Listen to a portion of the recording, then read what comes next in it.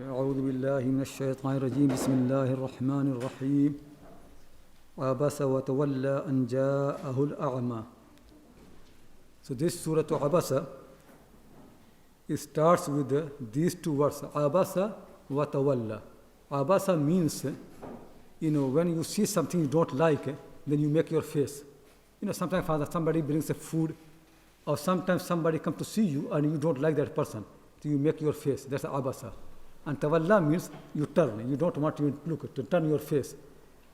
So these two things actually are used when people hate someone, don't like someone. So Quran is saying Abasa. He made his face. He frowned. Watawalla, and he turned his face.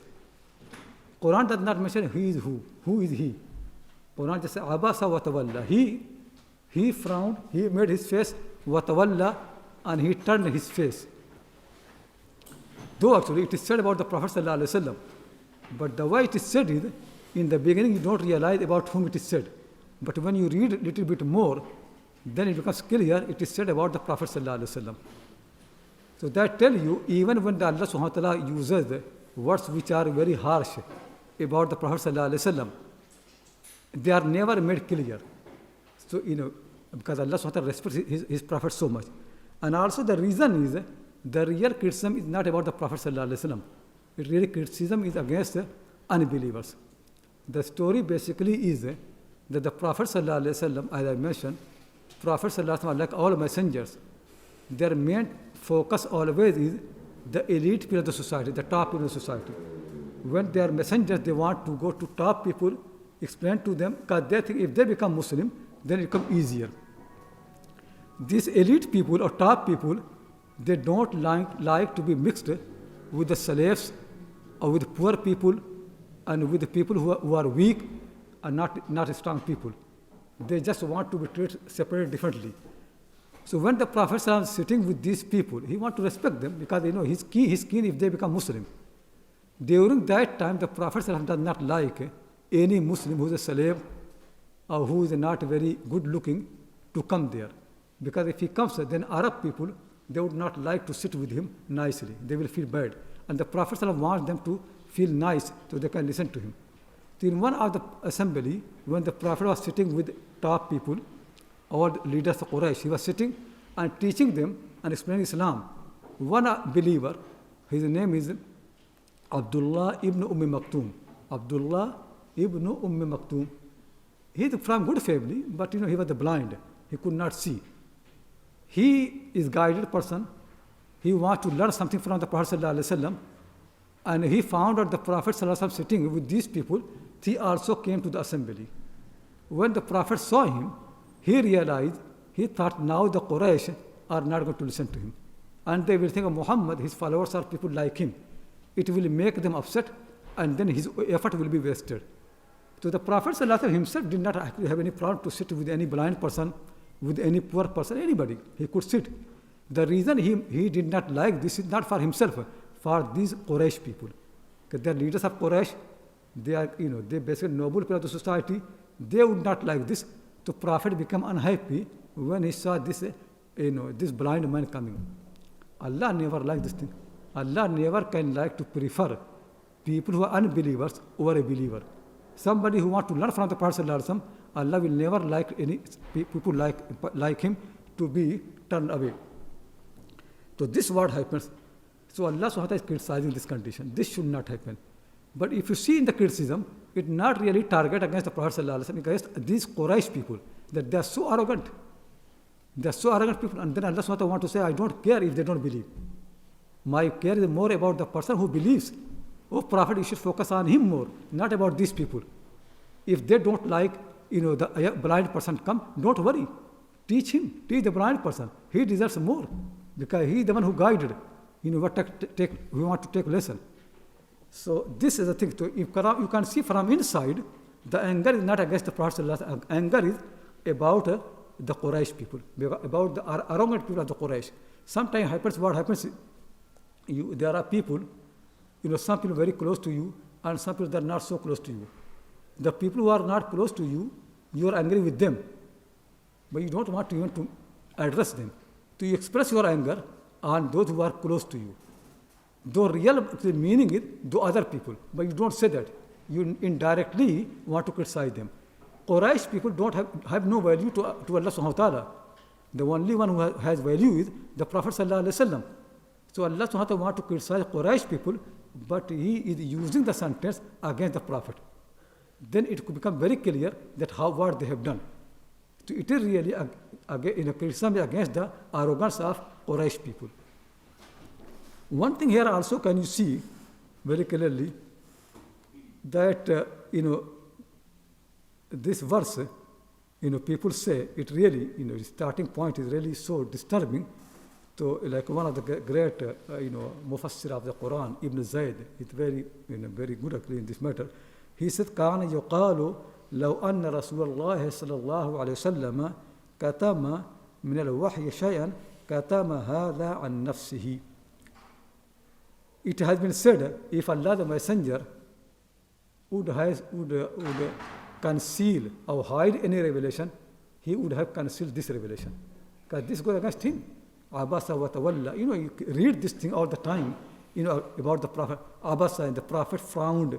The Prophet, turned his face. It creates some against him. To have this thing in the Quran, and the Prophet has to read this all the time, and everybody reads it, it's not easy. To keep something like that in the Quran makes very clear the Prophet did not hide anything from the Quran. Because this is something he should hide, but did not hide. Here another thing also can become very clear. Tell me this man is blind. The person who came to the Prophet, he is blind. Quran itself says, Anja'ahul Ama. The blind man came. When you make your face on blind person, can he see? How can it hurt him anyway? And when the Prophet turns his face away from him, can he see? No. So you can see how much Allah cares for guided people. Even if the guided person cannot know what's happening, cannot see what's happening, still Allah does not like people to make face in the face of guided people. How precious they are. This blind person does not know anything. Whatever the Prophet did, he could not even see it. Still the Prophet, Allah subhanahu wa ta'ala, is not happy. Allah subhanahu wa ta'ala wants him to be treated properly. Though he does not know what people do. So you always keep in mind really that when a believer comes to you, you have to treat him well. Because if you don't treat him well, it makes Allah angry. If Allah becomes angry with the mistreatment of somebody who is blind, certainly he will be angry with the mistreatment of somebody who is not blind, who can see properly. It is going to hurt him more. And this is where we keep feeling really. Very often actually, our brothers and sisters, they come to us and we make face. We turn away from them. We give impression that I don't want to see you. So this is not right really. It is really sin. And just imagine really how much Allah will be angry with that. If Allah became angry with the Prophet, when he turned his face away from the blind person, and the blind person cannot see anything, so when you turn your face away from any person who can see, how hurting it will be for that person. So certainly it will never allow. This is very mean character. To turn face away from the people, to make face in front of them is a very, very mean character. Believer always should be noble, more generous, more welcoming. If somebody comes to you, welcome. Even if it's your enemy, now is coming to you, you should be happy, nice to meet, pleased with meet. This should be done actually. And here actually, it is very easy really to make good speeches and to nice sentences. Write something good, but real test really is with the people. When we are with the people, how you treat them, how nice you are, how humble you are, how soft you are with the people, that's a real test. And this is a test where people keep failing. That way, Quranic way is really not that how you good with Allah subhanahu wa ta'ala, how good you are with Allah's creation. Test of the believers always happen with the people. That when people come to you, when you meet with people, even actually your wife and children, and people are your friends, how nice you are with them. If you fail with them, then it means there's something wrong with you. Many of us actually we have never learned. People don't learn how to say nice sentence. Sometimes you say a sentence which can hurt the person. You need to think before using the sentence, this is my sentence, how it will be taken. Sometimes people say, I did not mean that. Is that enough? Sometimes people say you to something and you are hurt. Then you complain that, why you did say that. The person, I did not mean that. Is that good excuse? No. Allah never likes this thing. The way is you should make effort, not to use anything which can hurt. You can't say, I did not mean that. You should mean to use a sentence which is not hurting. It is your mistake really. To think, I did not mean that, I just said, but I did not know that it's going to hurt you. No, you should have made effort to use to select a sentence which is not going to hurt. It is obligatory on the believers to select, to choose good sentences. You can't say, I did not mean. It means you don't care. You just use a sentence, you did not know what will be the effect. This is not right manner. This is not civilized way. The way actually in Islam is, khuluq is actually, you should be careful. When you use your sentence, you should be careful what you're going to use and what will be the impact, what will be the effect.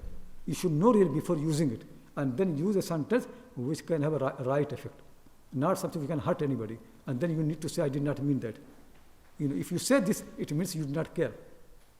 So this always keep in the Islamic way is that you should mean when you use a sentence. You should mean properly, what will happen. You should mean what the sentence is. That's why the ulama say that next to every sentence,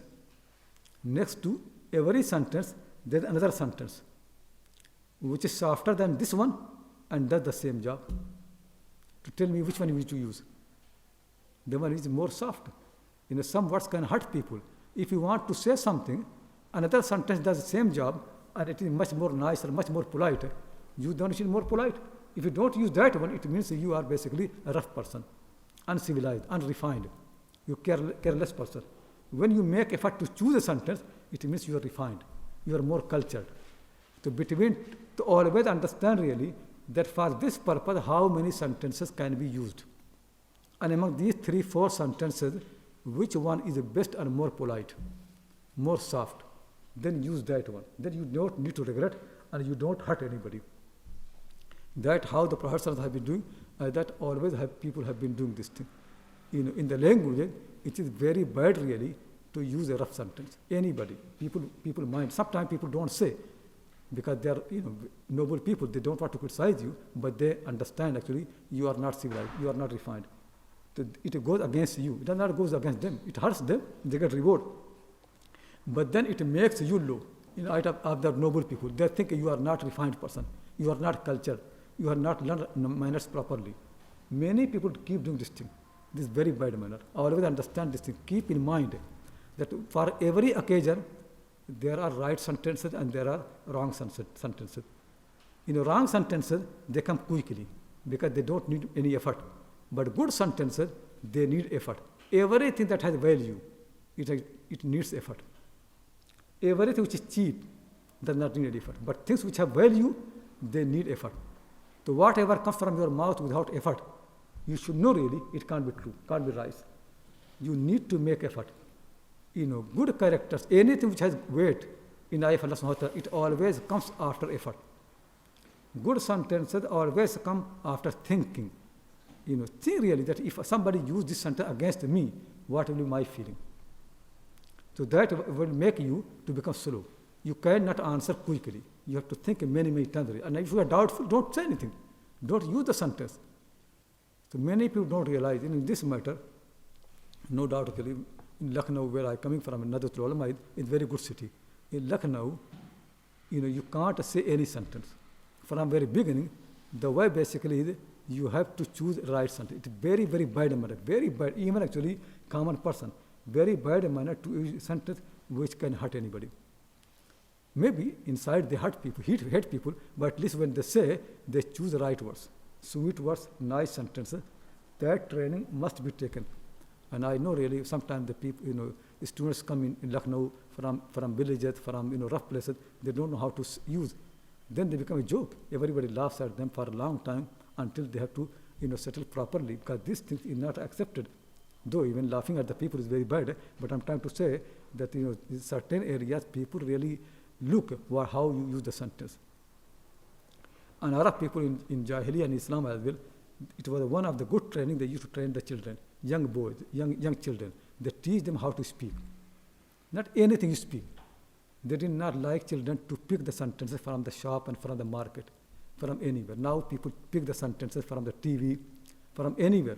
They're rough sentences, from any In the past, they did not like. Zuhri says, when I used to go to market, I used to put cotton in my ear.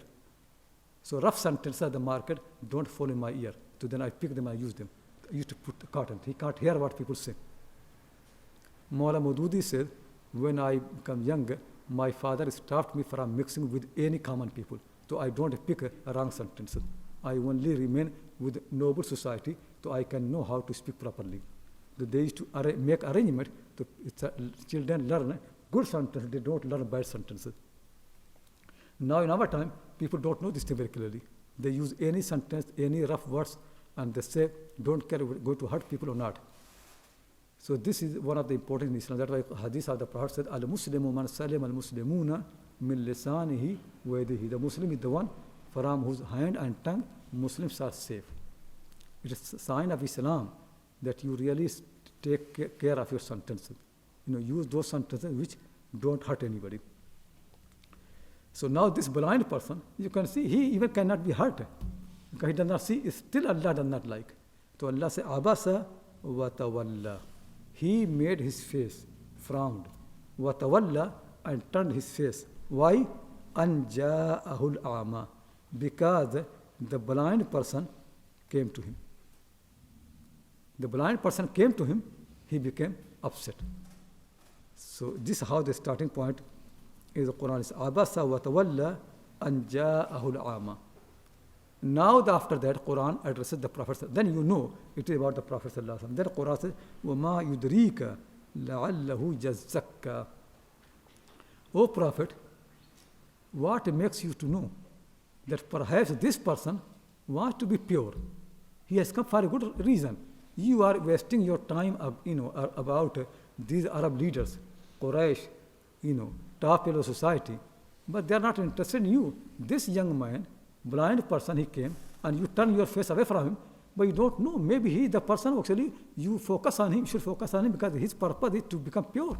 And you have been sent to this world for tazkiyah.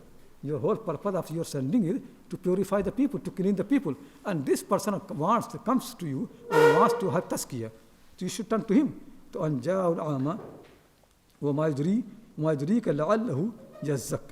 from there we know the address is to the Prophet. The Prophet is the one who changed his face. The Prophet who frowned. But the Quran did not make it clear. Also, if Allah is teaching people to have right manner, so Allah is the first to use right manner. Allah does not want to face with a sentence which can upset the Prophet. So he make a third person. So when the right thing comes to teach him, then the Quran makes him second person. لَعَلَّهُ مَا يُدْرِيكَ. But when the Quran has to talk about him something wrong, something bad, Quran makes the Prophet third person. Does not address. So this actually also, noble people will never face you with something which can hurt you. For example, something you do wrong. A noble person will not criticize you in that moment because he knows if he says that you are wrong or why you are doing this, it will hurt you. Noble person will wait for right time when he can make it more general. Why some people do like that? He make a story. So the person will learn, but he will not be hurt. That's how the Prophet used to do. The Prophet said, when he saw some evil, somebody are not doing rightly, he will not criticize that person. No. The Prophet will make more general. What? Ma balu aqwamin. What happened to some people? They do this thing. You see? Because to face someone who is doing evil is hurting him, humiliating him. So you want to correct him, reform him, then wait for the right moment. Be patient, do sabr. But some people, they become angry at the same place. If somebody hurts you, then you hurt him back. You are like him. If the person hurts you, wait the right moment until you can teach him nicely, more softly, more civilized way. But if you face him with the problem, then he also becomes upset. You're going to hurt him as well. People need to learn this thing. And actually, I've seen people even use rough sentence against their parent. They're unimaginable. It basically means there's no education. They even don't know how to. There are people really who stretch their legs in front of their parent. This was unimaginable in our culture really. That you stretch your leg in front of your parent. People say that when you're walking with your father or mother, don't be in front of them. One side or behind. But people don't mind. People doing all those things. People make a joke with their parent as they make a joke with their own colleagues. this thing is not learned properly. That, this is it's very, very important to learn really, that how you talk. And when somebody sees you doing this thing, they think you are low. You have not learned the right manner properly. You have not learned the right culture properly. Who to speak how. This actually people need to learn. Like with your teacher, how to talk, how to behave. If you are upset, how to express. These things people need to learn. When your teacher, with your parent, you need to be polite, more polite, right manner. You like slave, then they become more love for you. And that Allah subhanahu wa ta'ala, people have, when people don't do this thing, they don't get barakah. Maybe you can get some skill, you learning something, you can, but you never get the barakah of the knowledge, the blessing of the knowledge. That only comes when you have right manner. Good manner is very, very important. Actually, when Imam Malik's mother, she sent Malik to study with the Rabi'a, so she said to her son, take from Rabi'a the manner before you take from him the knowledge. Right manner. Before the knowledge, right manner. Learn how he behaves, how he speaks, how he talks. Learn from him that before you learn from him any knowledge. So Allah subhanahu wa ta'ala saying to the person, Abasa wa tawalla an ja'ahu al-a'ma wa ma yudrika la'allahu yazzakka. Perhaps he becomes pure. Or yadhakkaru fatanfa'ahu dhikra. Or he takes some lessons from you, some reminders from you, and then it reminder benefits him. So either he comes to purify cleanness, he becomes pure, or he comes to learn something from you and listen to your, he did not have a question. He does not come to, but he wants to sit with you, and when you explain to the people, so he thinks maybe a sentence can come to his ear, and it reminds him something, and become good. Is it clear? So basically, when the people used to come to the Prophet, they are coming for one or two purposes. Some people are coming, and the intention to become pure and clean, they have question, they ask about Prophet. Some people don't have anything in mind. They have no question, nothing. But they think really, I come and sit there, maybe I listen something which can help me. So they have nothing in their mind, but so this blind person, he came to you, he could be, he has a question, he wants to ask you a question, and then you answer, which helps him. Or maybe he has no question, but since just simply he think, he sits next to you, and some words come to his ear, and then it helps him. So people like that should be preferred. Meaning the teachers, they should actually respect both types of the student. Those students who have got something in mind to ask, something to learn, they should be respected. And also those students who don't have anything in mind, they don't know what to learn, but they think maybe I sit in the class and something come and it helps me to learn something. They also should be respected. And the Quran makes both things very clear. So ma yudrika la'allahu yazzakka aw yadhakkaru fatanfa'ahu dhikra. So these two things also make you very clear that whenever you go to learn, these two things in your mind. When you come to the class, either you have some questions and you have purpose, or sometimes you have intention that maybe I don't have question, maybe I sit there and I learn something. But for no purpose, they use waste of time. So one of these two purposes is a good sign for a good student. When people don't have this thing, their classroom really upset. Because people come to the classroom, no intention of learning. They don't want to get anything. They don't pay any attention. Mind is somewhere else. Eye is somewhere else. The people like they don't learn really. In the army, when you go to fight, if you don't prepare properly, if you don't arrange your rows properly, you don't learn anything. Like Iqbal says in the poetic verse, Safain kaj, dil pareshan, sajda be zawq, ki jazbe andarun baqi nahi hai. If you see the believers, can't any hope. Safain kaj, they are not sitting in the right rows. Scattered. One person sitting here, one person sitting here, one person leaning, one person there. People are not sitting like the people who want to learn something. Safain kaj, the rows are not straight, upset, they not right. Dil pareshan, mind is not there, mind also scattered, mind is somewhere else, thinking something else, heart is something else, worried, many worries, many concerns. But what they want to learn, it is not there. Sajda be zawq. And when they fall in sajda to Allah subhanahu wa ta'ala, they lift their head very quickly, they don't enjoy the sajda. So they come to the prayer, the mosque, and you can see really, when people come for the prayer, rows are not, you can see when people sit actually, they don't make effort to make the rows nicely arranged.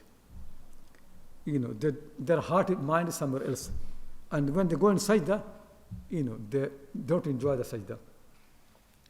Sometimes people do tarawih so quickly, so I think really like a burden, they want to take it off. Very quickly, ruku, sajda, and all this so quickly, you come tired really. There's no taste, sajda bezawq. Why? Ki jazbe andaru baqi nahi hai. Reason is because the taste of inside, which can attract everything, is not there. Inside is impure. There's no interest inside.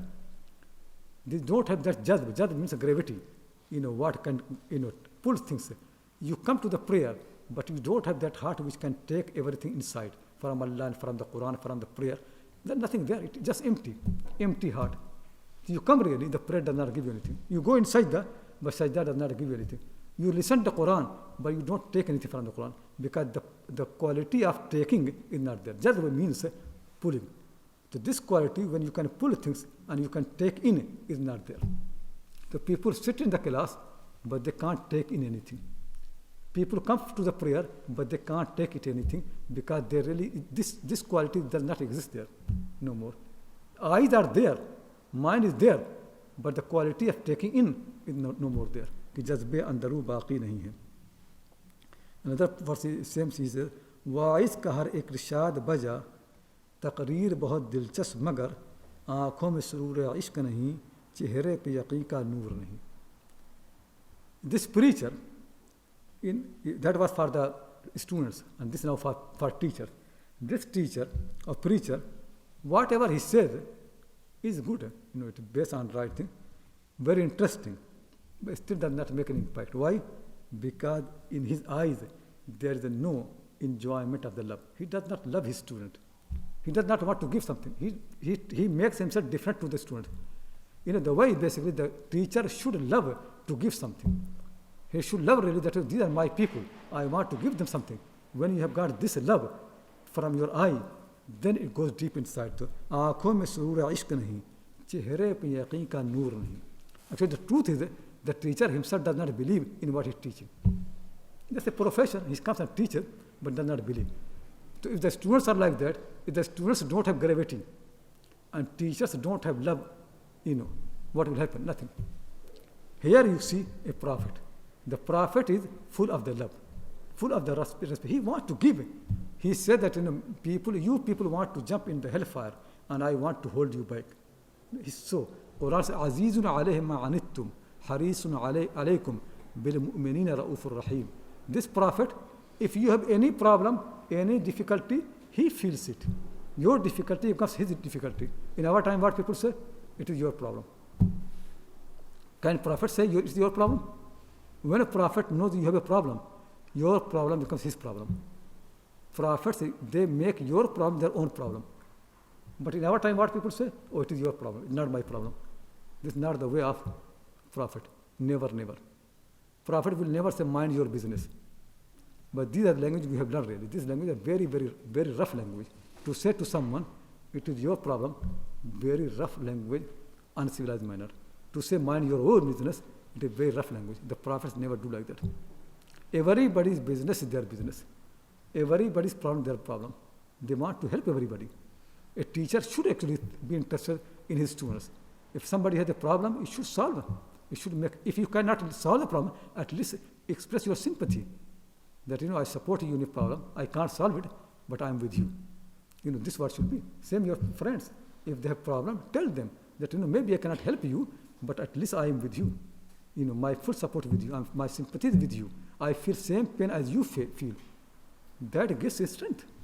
That makes people stronger. But when you say to your friend, it is your problem, tell me what will happen. You're killing him. You're adding to his problem, you increase his problem. When somebody wants to advise you, since you say, no, mind your own business, what will happen? You cutting the relation. You make the relation between you and him very, very weak. So try to understand that this is from both, it's a bond from both sides. The students should have jazbe andaru, gravity, quality to take in, and the teacher should have actually the love and the mercy to give. So the students feel really that whatever he's teaching to my own interest, not just for the sake of money. He wants to benefit me. So that Quran says, وَمَا يُدْرِيكَ لَعَلْهُ يَزَّكَّى أو يَذَّكَّرُ فَتَنْفَعَهُ الذِّكْرَى. He comes there and some words fall in his ear and then he remembers. And then the Quran said, أَمَّا مَنِ اسْتَغْنَى فَأَنْتَ لَهُ تَصَدَّى. Istaghna means somebody who does not feel any need to anybody. Self-sufficient. I think I don't need anybody. I have got everything. Istaghna. So people like Utbah ibn Rabi'a, Shayba ibn Rabi'a, these people, they like Quran also says, Kalla innal insana la yatgha ar-ra'ahu istaghna. Human being feels, shows, pretends that he's a rebel. He does rebellion. Why? Because he thinks he's self-sufficient. He does not need anybody. This problem really. Istighna is the source of every problem. Istighna means when you feel, when you believe that you don't need anybody. You don't need any guidance. Don't need Allah. Don't need the messenger. That's what the modern society. Modern society, the whole effort is to make you mustaghni. You don't need anybody. You ring, make a phone call, things will happen. You don't need to help your neighbors or your relatives. They want to create a society which becomes independent. It does not depend on anybody. Is it possible to make a society independent? Impossible. It's a lie. The world, more and more suffering will come. This lie will create more problems because when you hide the truth, because the truth really is that we are dependent. So Quran says the reason people become taghi. Taghi means rebellion. Don't listen, arrogant. Reason is because they think they are mustaghni. They don't need anybody. They don't depend on anybody. So, if you look in the our time, it is same problem. Why actually many children, when they become older, they don't respect their parent, because they think they don't need them. Because they think, when they're young boy or young girls, then they need their mother and father. But now they don't need them. So when you think you don't need, you become arrogant. You become rebellious. So whenever istighna comes, tughyan comes. This is a big illness for human being. If human being think it is mustaghni, it will become taghi. Real thing for human being is what Quran says is, Ya ayyuhan nas antumul fuqara'u ila Allah. O people, all of you are needy to Allah. You depend upon Him. He is the Samad. You need Him. You are not actually self-sufficient. You are not independent. You depend upon Him. You need Him. That how Allah made the whole human being connected. That actually this expression in English language is not right when they say individual. When you say in English in, it means negative. In means this word must have been without in. Is it like that? When you say insufficient, it means in came after sufficient. There was sufficient, then you use the word in. You add in, it gives a new meaning. So when you say individual, it means the word must have been used without in. The word will be without in. Divisible. What divisible means? From divide. Divide means that you are divided. You are not complete. You are divided. So like, your life is divided. Your interest is divided. You become happy when your mother is happy. You become happy when your father is happy. You are happy when your friends are happy. You are divided. You are not, intact. You are not individual. You are divisible. The thing really, if a mother, her child is not feeling well in the hospital, and you give her food and you eat, and say, eat, you are individual. Is she going to eat? She is not individual. She is individual. Her heart actually with the child. She is individual. Allah subhanahu wa ta'ala has made the people individual. But we invented the word individual. We change it. It is lie. Because it's never true really. In this word, it's never true that you are individual. The truth really is you are individual. The truth. You can see in your life all the time. What happens to somebody else is going to affect you. What happens to your family is going to affect you. What happens to your children is going to affect you. What happens to anybody in the society, what happens to kings, going to affect the subject. People are connected. People are individual. They are divided. They are not individual. People will be individual in the day of judgment. That's what Quran said, لَقَدْ جِئْتُمُونَ فُرَادًا كَمَا خَلَقْنَاكُمْ أَوَّلَ مَرَّةٍ. When you are born, you were individual. And when you die, you can individual. In between, you are individual. Between, people are individual. People are divided. When people become individual in between, they become arrogant. They become stupid. They become, basically, they don't understand who they are. It is one of the great illness of our society, that people think they are independent. So thinking of independence and thinking of being individual, both are lies. And these are two lies which the children learn first thing in the school. They teach you, first thing they teach you, you are independent. And then they teach you, you are individual. Is it true? No, it is lie. Because you never have been individual and never going to be individual. You always are individual. You never have been independent and you never going to be independent. You always dependent. When you believe deep in your mind you are independent, you become upset. Every single step in this life makes you to realize you are not independent. You always depend. You want something, but what you want depends on so many factors. So you become annoyed. Why does not happen? I want, but things will not happen because you want. Things will happen according to their own system. You depend on the system. You can't break the system. You have learned wrong thing that you are independent. Truth, really, you are dependent. If you know you are dependent, you will be humble. You never can be upset. You know, really, anything you want to achieve, it depends on so many factors, so many individuals, so many people. Then you get something. So never keep in mind that you are individual. What you have to learn is you are individual. And never think that you are independent. What you need to think? You are dependent. That's the truth, really. So Quran says, Amma man istaghna. As for those people who feel that they don't need anybody, they think they're mustaghni, they're independent, they are individual. They're liars. It never can happen. فَأَنْتَ لَهُ تَصَدَّى. Then you follow him. You follow him all the time. That is this. They don't want to turn to you. They don't want to learn from you. They don't need you. They show that they don't need you. But you keep following him. These are Utbah ibn Rabi'ah, Shayba ibn Rabi'ah, and all these are Quraysh people. They don't want you, O Prophet. They don't want to learn anything from you. They turn away from you. They think they're independent. And you are the one who running after them. فَأَنْتَ لَهُ تَصَدَّى. This is not right. So Allah subhanahu wa ta'ala, because in this world, one thing keep in mind really is that in this world, human being is the taker and Allah is the only giver. When a human being assumes that he is not a taker, he corrupts himself.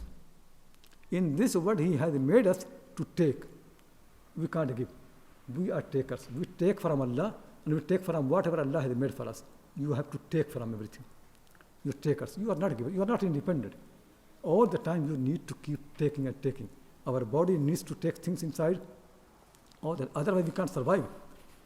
And that is why Allahu al-Ghaniyyu wa antum. Allah is the only one who does not depend on anything. He ghani. He does not need anybody. But everybody else, they are fuqara to Allah subhanahu wa ta'ala.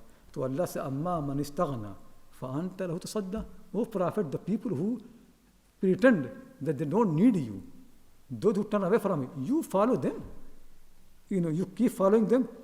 This وَمَا عَلَيْكَ أَلَّا يَزَّكَّى. If this person does not become pure, does not learn anything from you, there's no harm upon you, there's no duty upon you, no responsibility. So why you are running after him? This man who turns away from you, does not want to listen to you, think really why you want to teach him, why you are so desperate to follow him. Do you have any obligation? Does Allah has made you responsible for them? Is this person your responsibility? No. So why are you wasting your time behind this person? So Quran says, وَمَا عَلَيْكَ أَلَّا يَزَّكَّى. If this person does not become pure, does not want to listen, there is no duty upon you. You don't have any responsibility.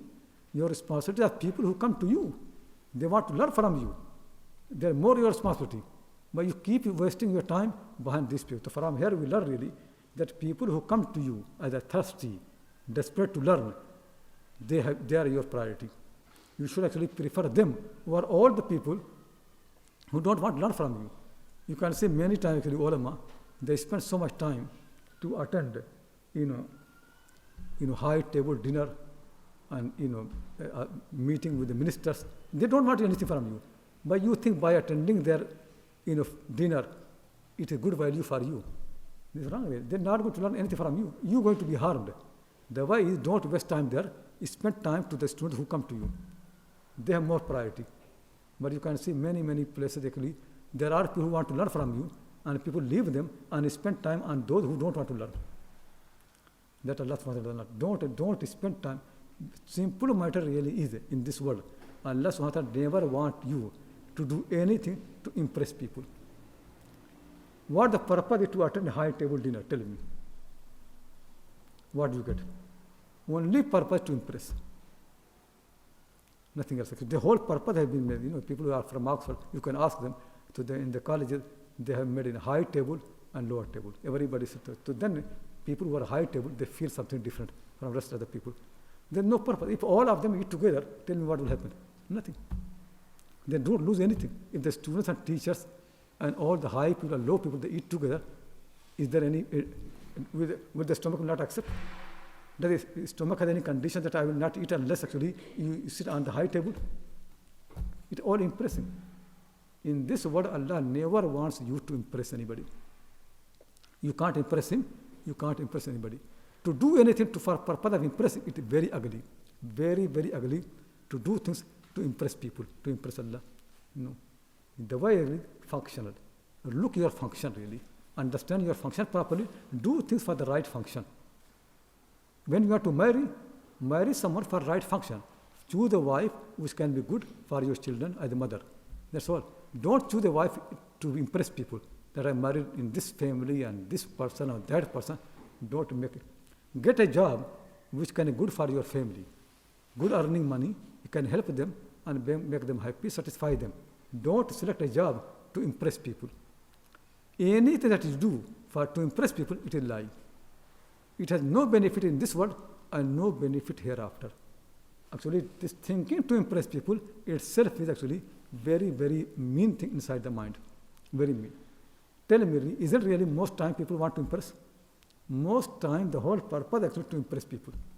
The way people wear the clothes, the way they talk, the people who they accompany, all the purpose to impress people. It is something Allah never likes.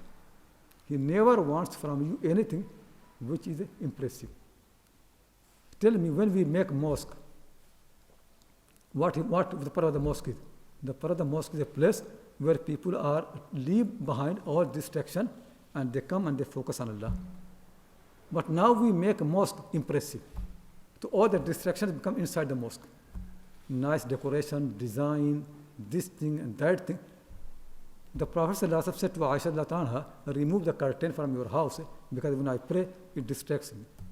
Now we have brought all the distraction in the mosque and we are proud. Now when people build a mosque and you go to the mosque, they will show you all those things in the mosque which impress you. If you come to the Prophet in the mosque, his mosque, is he going to impress you or is he going to teach you how to pray? Not to impress. We have changed everything really. The function of the things have changed. Mosques were only built to attract you to Allah. Now the purpose of mosque has become something else. To impress people, not to attract to Allah. Actually to distract from Allah. I went to this mosque, in I think in Dubai or Sharjah, Sheikh Zayed Mosque, Abu Dhabi. So I went there. The purpose of the mosque is to pray. But the room for the prayer is very small in a corner, which you don't see. The rest of the mosque, which is bigger, it's all for tourists. They come and they see, they're impressed. You can see it all the time. It is full of them. When the time we were there before Maghrib, so when the time for Maghrib came, then they were guided to go to a small corner somewhere to pray. The main hall of the mosque is only for tourists. They come and they're impressed and they pray. Tell me. We have changed the function of the things. Mosque is for other purpose. This is never right really. Your companions are for other purpose. To choose companions to impress people, to choose a wife or to choose a husband to impress people is not right. Always understand the function of the thing properly. And that's what Allah subhanahu wa ta'ala wants you to do. The Quran says, "Uma alayka Allah zakka." This person, if he does not listen to you, does not want to, you have no duty upon him. That's why Quran says, "In alayka illa al-balagh." O Prophet, your duty to convey the message. Your duty is not to change people. If they don't listen to you, don't follow them. You need to listen to the one who listens to you. That's why the Quran then after that says, وَأَمَّا مَنْ جَاءَكَ يَسْعَى وَهُوَ يَخْشَى فَأَنْتَ عَنْهُ تَلَهَّى. O Prophet, The one who comes to you, yas'a, running to you, making effort to come to you. He so desperate to come to you. وَهُوَ يَخْشَى, and he has fear of Allah. He wants to learn something. He wants to learn. His heart is very, very, very soft. He wants to get some sentences from you which can remind about the day of judgment. Yaksha, he has fear of Allah subhanahu wa ta'ala. He really wants to be guided. He wants to be purified. As for the person who comes to you running, he is really keen to get to you. He wants to learn from you. And he has a heart which is humble, very pure heart. He comes to you, فَأَنْتَ عَنْهُ تَلَهَا. But what you do, you make effort to turn away from him. You make effort to ignore him. Quran does not say فَأَنْتَ عَنْهُ تَلُهُ. Taluhu means to ignore him or to turn away from him. Quran says no, Quran says تَلَهَا. Tafa'ul in Arabic language means to make effort to do something. You make effort to ignore him. You make effort to turn away from him. It's not right. This. The Quran is saying that seriously, who are people? People who turn to you, you should turn to them.